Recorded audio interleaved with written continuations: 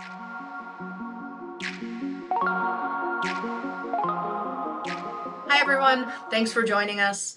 We're going to talk a little bit today about the difference between a review and an audit and the three different types of audits that a nonprofit could find themselves needing. So first we're going to touch base on the first part, review versus audit. Adam, let them know the difference. All right, thanks, April. Sound like newscasters right there. so review. So a lot of times, a very small nonprofit, not too much in contributions and grants, may be required to have what's called a review.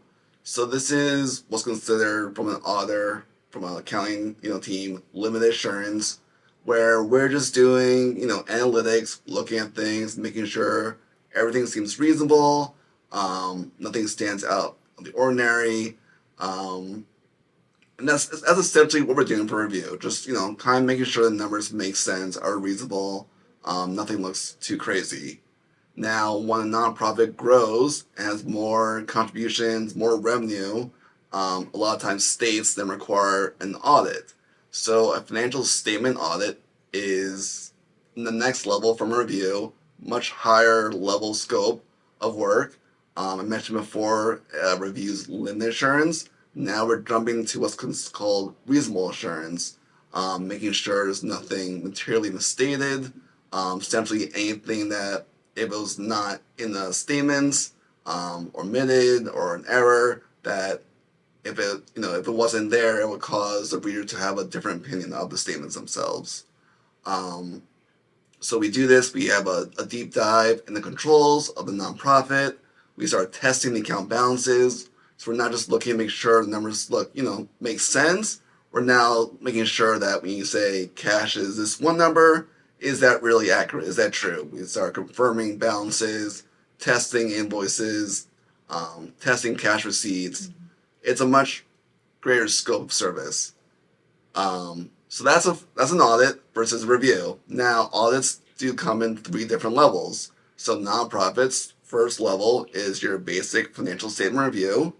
But then based on how much you receive in government funding, it can then kick you to the next level. And this is kind of leaving the financial side of things and now moving to the compliance.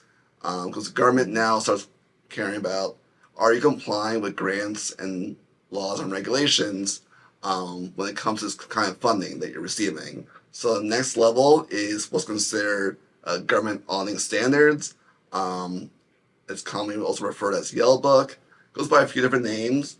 And then beyond that is uniform guidance. So I'm going to let April take her shot at Yellow Book and uniform guidance. Sure. So we issue one main audit report when we're doing our main regular government, generally accepted auditing standards type of audit. When you get into the government auditing standards, that's a second audit report that we have to issue, and it's basically around the internal controls over the financial reporting.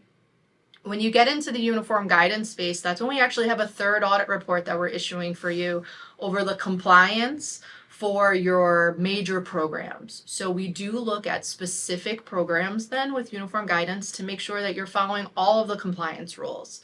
The uniform guidance text is available online. It tells the organization all the things that you need to do to be in compliance with the rules and regulations. There are policies around cash management, around procurement, making sure that all of your costs are allowable, making sure your services are allowable.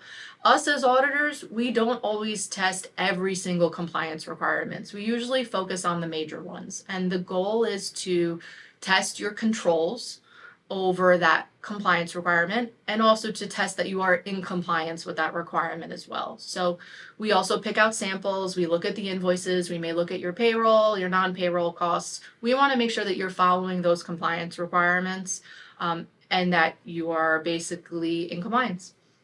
So also a little different with once you start going to compliance audits the government's issuing. When you have potential issues, what we call findings, so there's issues in your control structure, compliance issues, those kind of items now get reported within your actual financial statements. So this sometimes catches people off guard. For a financial statement audit, if there's any issues, you would issue a separate management letter. But now that information is going right in your statements for anyone who wants to review your statements can now see. Also, uniform guidance Your statements are now published on a database online that anyone can access and search at any point in time.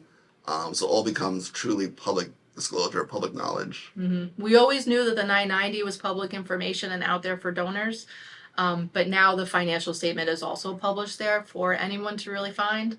I'm not sure if donors always know about that though. No, but that's what happens. You get the triple crown of audit reports. So that's why I just nicknamed it.